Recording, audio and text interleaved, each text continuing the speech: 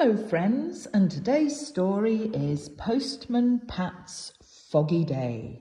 This story is by John Cunliffe with pictures by Celia Berridge. There was thick fog in Greendale. Postman Pat had to go slowly along the winding lanes. "This is nasty," said Pat. Jess fluffed up his fur. He didn't like the fog either. It made a cold and clinging wetness in the air. Pat was late when he reached the village post office. Mrs. Goggins was busy dusting the shelves. "Good morning, Mrs. Goggins," called Pat. "Sorry I'm late. It's this blessed fog." "No need to hurry," said Mrs. Goggins. "There's no sign of the letters yet. The fog's made you late. It will make the letters late too. Come in and sit down and have a cup of tea." Such a British thing to do, isn't it? Not worry about the fog. Just always time for a cuppa. Pat went into Mrs. Goggins' sitting room at the back of the shop. There were big armchairs and a blazing fire. Pat warmed his hands and sat back amongst the cushions. Jess curled up near the fire and purred. "I'll just brew up," said Mrs. Goggins. "Thank you," said Pat. "This is lovely." Pat was just getting warm and comfortable, and Mrs. Goggins was just bringing the tea and biscuits when ping went the shop's doorbell. "It's early for a customer," said Mrs. Goggins. "That's a good cup of tea," said Pat, but Mrs. Goggins came in with the mailbag saying, "It's here." Pat was surprised. "What? Already? Just as I've picked my favourite biscuit too. No time for that now. I'd better be on my way. Come on, Jess."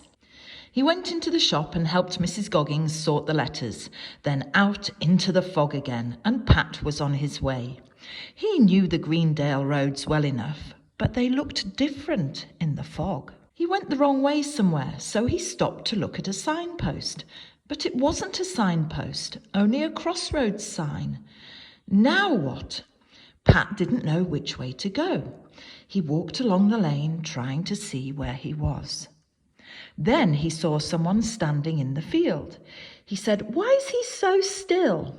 It must be Ted Glenn, out after rabbits. He'll know the way. I'll pop over with his letter and ask him." Pat walked across the field very quietly so as not to frighten the rabbits away. He touched Ted on the shoulder. Ted didn't move. He put the letter in Ted's pocket.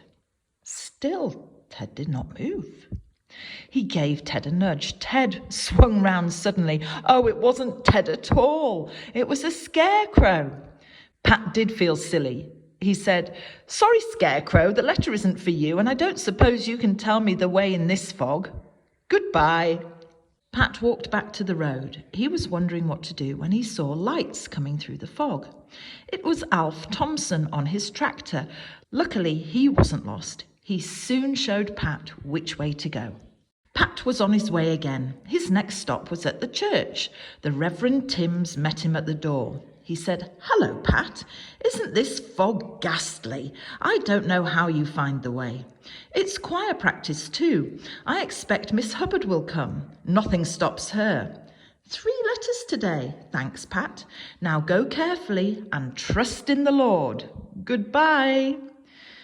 "Cheerio, Reverend." When Pat looked in his van, Jess had gone.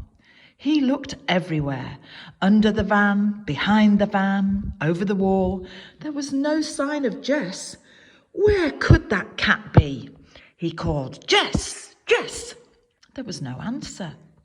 Perhaps Jess had gone looking for rabbits. Pat set out to seek him. He called and called and called. "Jess! Jess, where are you?" He went over a stile and across a field, through a gate, through a small wood, into another field, calling all the time. "Where are you, Jess? Jess! Jess! Come on, Jess! Here, puss, silly puss, there's no time for hide and seek." He sat down on a tussock to rest. He put his hand on something furry. It moved. Oh, what a fright it gave him. It was Jess. "Jess, you silly cat, where have you been?" Jess was cold and wet. Pat could not be too cross with him. He gave him a cuddle, then tucked him under his arm, saying, "Come on, Jess, we'd better be on our way. Now, let's see, which way is it?" Pat was lost again, and the fog was thicker than ever. "Now you've done it, Jess. We're really lost this time." Pat began to wander about in the fog. He couldn't find the road, let alone his van. He walked into mud up to his ankles. Then he stumbled through a stream and a patch of nettles. The branches of a tree scratched his face and knocked his hat off. The fog swirled around him. He was lost, and more surely lost with every step. Not very far away, Miss Hubbard was cycling along the road. When she saw Pat's van, she stopped and looked inside. "No Pat, no Jess," she said. "I wonder if they are in the church." There was only the Reverend Timms in the church, sorting out the hymn books. "Hello, Vicar," said Miss Hubbard. "Have you seen Pat? His van's outside and there's no sign of him or his cat. Whatever can have happened to them?" "Dear me," said Reverend Timms. "Pat called some time ago. They must be lost in the fog." "I know what we must do," said Miss Hubbard. "We must ring the bells to guide them back to the church." And that is what they did.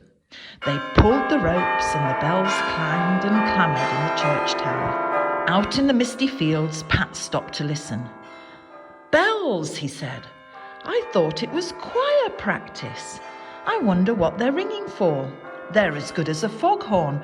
We'll soon find our way now." Pat followed the sound. The way went through a bramble patch and some very prickly gorse, but it wasn't long before he found the road, then his van, and then the church. The door opened and in came Pat, blinking in the light. "There's Pat!" cried Miss Hubbard, and they stopped ringing. "Hello," said Pat. "It's a good thing you rang those bells. We were properly lost." "Never mind. We're all right now." "The good Lord will be our guide," said Reverend Timms. "Come and have some tea. There's plenty in the pot." "Thanks, I need it," said Pat. There was milk for Jess. They talked of other foggy days they had known and enjoyed their tea. Then Miss Hubbard said, "Look at the windows." The coloured glass was shining quite brightly. "It's much brighter outside." They went to the door. A breeze was blowing the fog away and the sun was beginning to shine. They could see the fields and hills again. "That's much better," said Pat. "Now I can get on with my letters. Come on, Jess. Cheerio. Thanks for the tea." Pat waved goodbye and went on his way. It was lovely driving along in the sunshine without getting lost. They passed the scarecrow standing patiently in its field. "Look, Jess," said Pat, "that scarecrow's still waiting for a letter." Jess was hoping there would be rabbit pie for tea. And that's another happy ending for Postman Pat and his black and white cat. Thank you very much for listening to this story. Please like and subscribe for more stories from Lovely Place soon. Bye for now.